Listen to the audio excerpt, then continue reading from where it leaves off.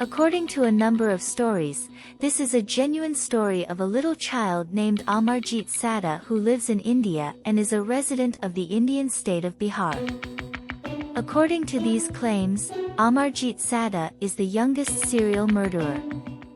He had already been responsible for the deaths of 3 other persons by the time he was 8 years old.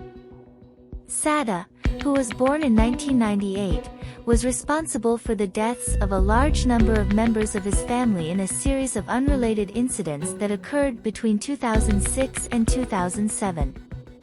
He was accused of murdering his cousin, who was only 6 years old at the time, while he was only 7 years old himself. As a consequence of his actions, he was responsible for the passing of his sister when she was only 8 months old. The only things that are known about Sada's history are that his family is from a low-income background and that his father worked as a laborer. These are the only things that are known about Sada's background. Sada's youngest victim was a newborn girl from the neighborhood who was just 6 months old when she was murdered. Sada made a straightforward confession to the crime and told the authorities that he had killed the baby by first assaulting her with bricks and then choking her. Sada's testimony was taken very seriously by the detectives. After the mother had filed a report with the authorities about the loss of her child, this transpired thereafter. To make matters worse, he invited locals to the location where he attempted to bury the remains, despite the fact that he was aware this would draw unwelcome attention to the area. The uncle of Sada claims that the family suppressed the first 2 killings due of family turmoil at the time. This information was given to me by Sada. According to the accounts that were presented by the media, while he was being carried to prison, he showed no symptoms of sorrow and had a huge smile on his face.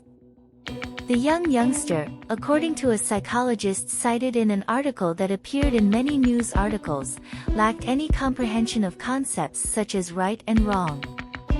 Sada was sent into the care of a children's home since, according to Indian law, it is illegal to execute or take custody of children.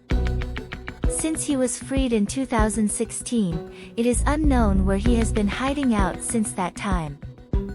According to Sada's uncle, Sada's family was aware of the 2 killings that occurred before Sada's, but they chose to remain silent about them since they were considered family business.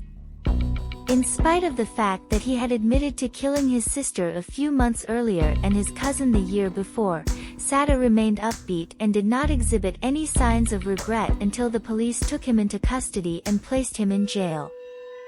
Each of the killings were carried out in precisely the same manner, as stated in a report that was compiled by an assigned inspector. This is a tragic but real story about a child killer who began displaying psychopathological traits at the age of 8. A heinous deed that he must learn to live with as he gets older.